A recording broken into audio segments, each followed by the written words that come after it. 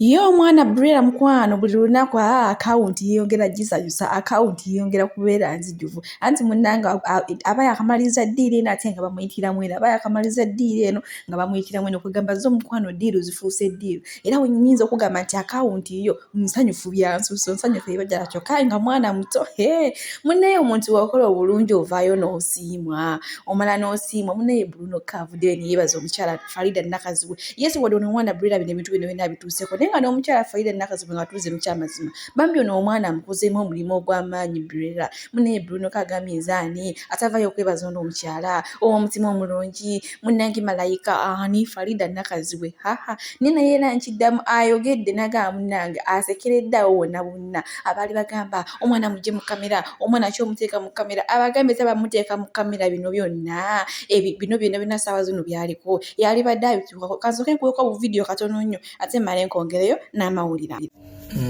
olwaleero nzize n'amawulire ag'essanyu.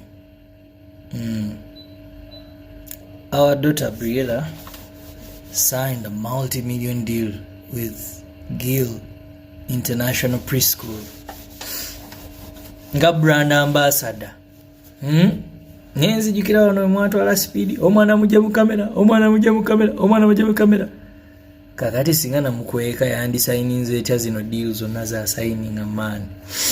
Anyway, thank you God. Njagala okwebaza manager wa Briella maama we Faridah Nakazibwe omulimu gukwasiza maanyi mwana wuuyo. Bazadde banange ndowooza mutegedde essomero kati ne mutwalako abaana. If you follow me on Facebook or follow Faridah or Briella, tujja kuba tubabuulira how you can those of you who want to take your kids for admission, how you can join Gill International Preschool. But Kongs Briella, just this year has been amazing for you. You did Imperial Leather, you did Aura, you did hey man, how many deals has she done? You did Gill. I think as on that deal you bagging money.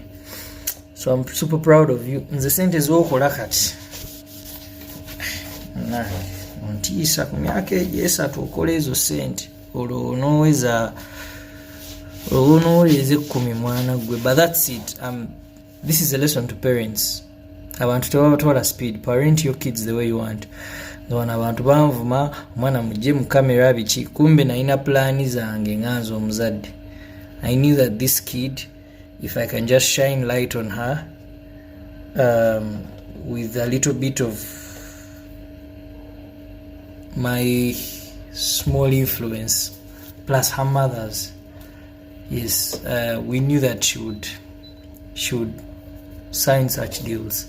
So I'm super proud of her. A young millionaire. Yeah, my daughter is a millionaire, by the way. I keep telling people.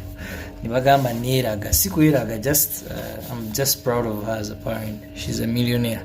So Kongs Briella, parents, don't forget to take your kids to Gill International Preschool.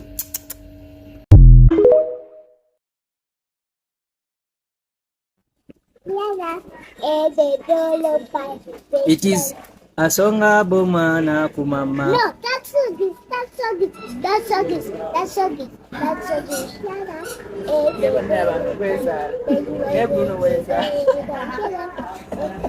is what?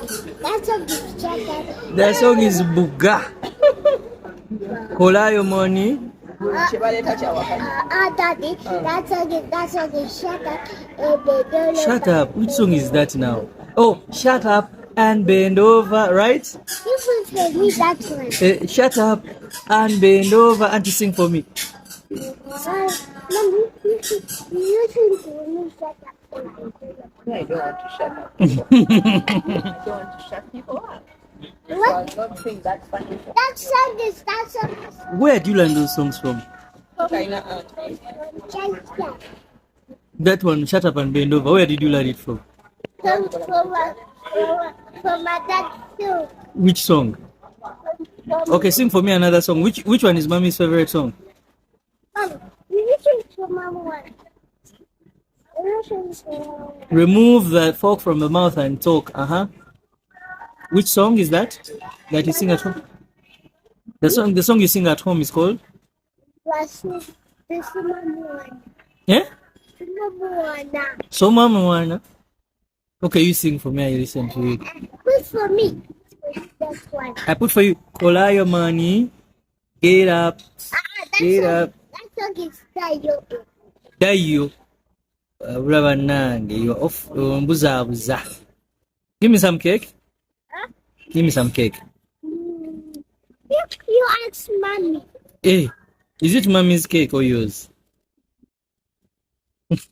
Nenga bambi mbasa video mjimpereka like era nensaba mukwano gwe atanala ku subscribe nga mukwano subscribe nga era onyigane mu notification bell oleme kusuba mu kimu kyonna kyemba nteekayo nabagambi wano fere tokomoka mugambo gwa bulimba twogera bwaguga wo mugambo okutokomoka naye nga wa mazima munnaye katokano ka video Faridah Nakazibwe Bruno K n'omuwala Merere mukwano nga bagenze okulya kuzaawe jokera nabagambi naku zino zo account nsanyufu byansu so engeri munnaye contract engeri munnaye company ne bayita kati munaye akasente ko munsawo oba munaye kwa account ko kaweera ddala era munaye babaddemu kawo nga bagenza okuwumuza ku birowoozo nga era ng'omuntu yenneena omulamu wogenda okukola ki wogenda okuwumuza ku birowoozo bannange kozi bagamba kola sentence ekweyo naye nga yebambi y'omwana ekintu kyo akikwasizza n'amaanyi yebambi nze nsaba bambi ekintu akikuumira awo kuba at this point woba okimanyi nti toli muzadde wange lekeraawo okuva eri ng'ozungana ne za advice mu kino wandibadde okikola bwoti na bwoti